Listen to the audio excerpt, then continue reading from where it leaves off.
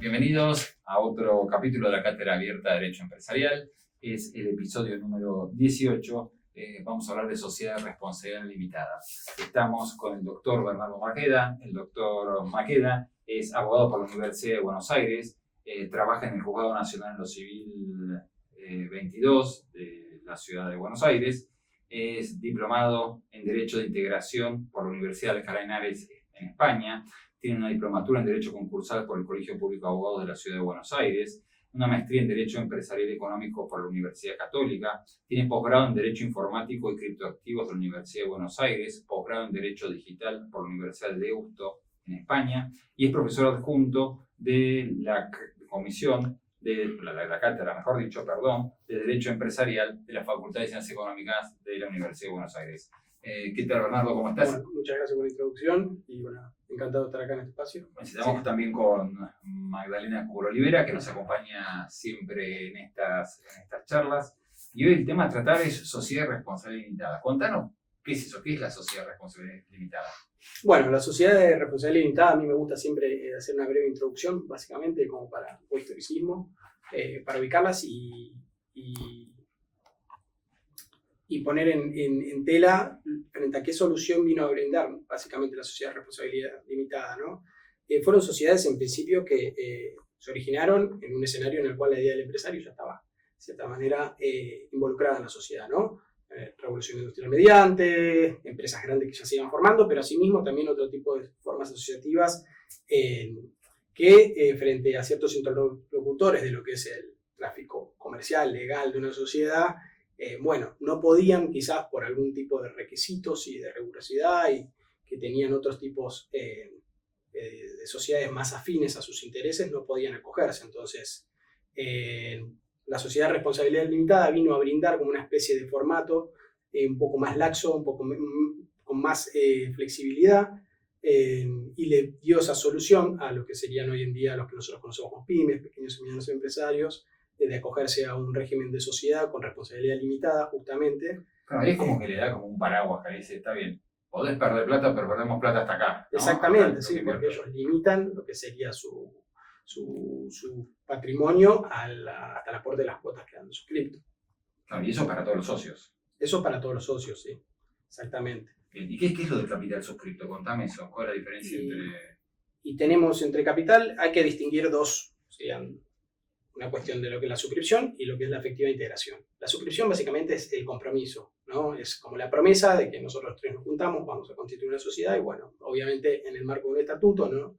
Formal, asumimos el compromiso cada uno de integrar tantas cuotas del capital social, cada uno con su porcentaje de participación. Entonces ese es el compromiso. La integración, que puede venir obviamente por requisito imperativo legal, un 25% nos exige la Ley General de Sociedades, que tiene que estar al momento de la Constitución, pero luego ese compromiso se puede materializar en un 100% en un periodo de 2 años. Entonces, el compromiso es lo que sería la suscripción y la integración sería la efectiva, el efectivo depósito. Claro, esto es como cuando le decís a tu novio, nos vamos a casar. Eso sería la suscripción, ¿no? Y el día que te cansás es la integración. Exactamente.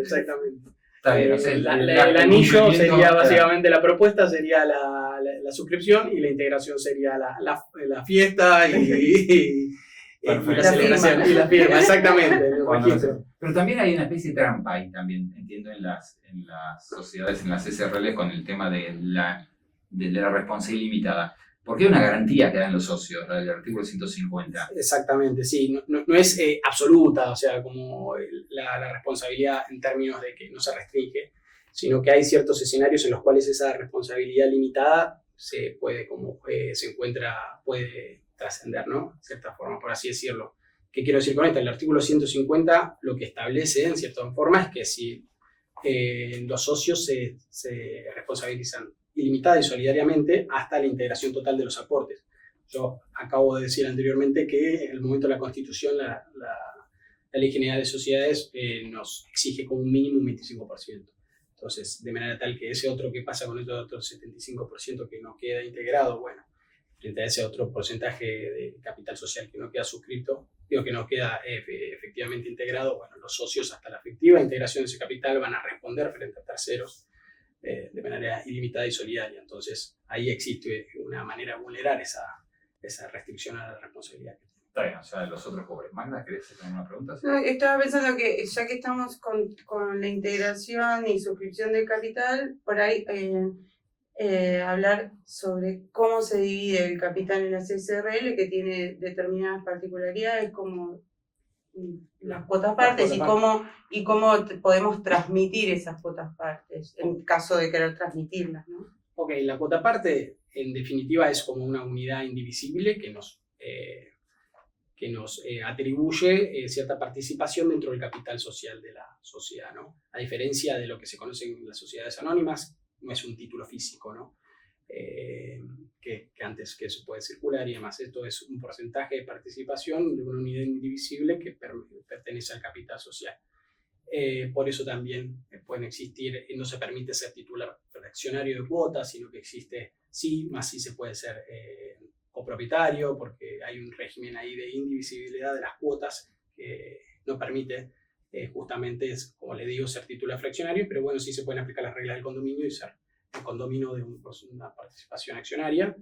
Y bueno, en cuanto a la transmisión, bueno, puede derivarse de diferentes maneras, básicamente por disposición, por cesión, lógicamente cualquier tipo de cesión entre partes de manera privada, va a surtir efectos simplemente por la voluntad de cada uno de nosotros. Frente a la sociedad, lógicamente, si hay alguna cuota partista que cede hacia otra persona, la va a tener que notificar a la sociedad. Y hay otras maneras también de transmitir la sociedad. ¿Sí puedo prohibir la cesión, por ejemplo, de las cuotas o no? Se puede limitar, pero no se puede prohibir. No podés limitar eso, pero la limitación obviamente tiene que ser lo suficientemente amplia como para que no sea una provisión encubierta. Exactamente. Pero bueno, después también hay otras maneras de transmitir, también se pueden transmitir, obviamente el fallecimiento de algunos cuotapartistas puede habilitar también la transmisión de esas cuotas parte de lo que son los herederos, obviamente tiene que estar previsto en el estatuto. Claro, sería una de las limitaciones que podría, o sea, puedo preverlo y... Sí, exactamente, puedes preverlo o puedes excluirlo. Claro, también. eso. Sería una de las limitaciones en esa transmisión, ¿no? Exactamente, puedes excluir en el estatuto, tranquilamente podrían los socios establecer o disponer. El artículo 89 de la Ley General de Sociedades permite, más allá de las cuestiones que imperativamente formula la ley, dejar la libertad de los socios de disponer otro tipo de estipulaciones como estas, por ejemplo, que frente al fallecimiento de uno de los socios, excluir a los herederos de la transmisión de las cuotas parte de... Lo que no quiere decir, pues entonces cada vez que explico yo su clase me dicen, pará, ¿y la plata que invertí? No, pero es una cosa que se queden con la cuota, la calidad de socio. Exacto. Y otra que... No, pero además eso debe estar expresamente establecido, y no solamente la exclusión, sino también el mecanismo del cual se va a hacer la realización de esas cuotas partes del socio. Hay una limitación. Hablábamos que hay una limitación también respecto a los socios. Sí, es un número máximo de 50 socios que se permite, y un número mínimo de 2. ¿Por qué digo 2? Porque la reforma de la Ley General de Sociedades, más que introdujo obviamente la modificación en cuanto a la posibilidad de ser de las sociedades anónimas unipersonales, nada dice en el escenario, en la hipótesis de qué pasa si de repente una sociedad de responsabilidad limitada fallece uno de los socios, son 2 socios y fallece uno de ellos.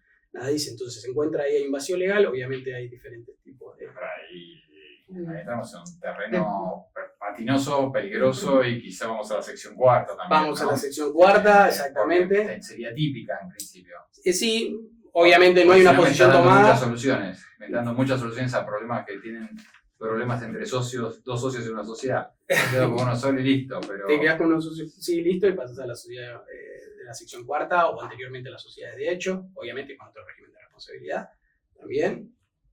Pero bueno, también hay una tesis o una doctrina también que sostiene de que, bueno, si un poco la voluntad del legislador en definitiva fue promover la forma asociativa de una sola persona, en ese caso, si la aplica también para las sociedades anónimas, también, bueno, por ende debería... Bueno, hay doctrina que tiene intención de eso, ¿no? De que exista en nuestro país legislación para SRL unipersonal. Sí. De hecho, en el derecho europeo... Claro, por eso dije en nuestro país, porque en otros países hay. Sí, eso fue una omisión, no sé si habrá sido... ¿Te parecería bueno las SRL con un solo socio? Un formato unipersonal. Y sí, para mí cualquier tipo de forma asociativa y que promueva, no sé, en cierta forma, porque le brinde facilidades en definitiva a las personas para desarrollar lo que sean sus negocios, la promoción de su propio de negocio me parece que está bien. Las sociedades anónimas unipersonales ya están, las sociedades por acciones simplificadas también, y posibilitan ese tipo, más o menos análogo, parecido, que no veo tanta diferencia sustancial en definitiva con lo que sería el marco de una SRL con una sola persona. Está bien. Y yo te haría otra pregunta más así conceptual, si querés, de experiencia tuya.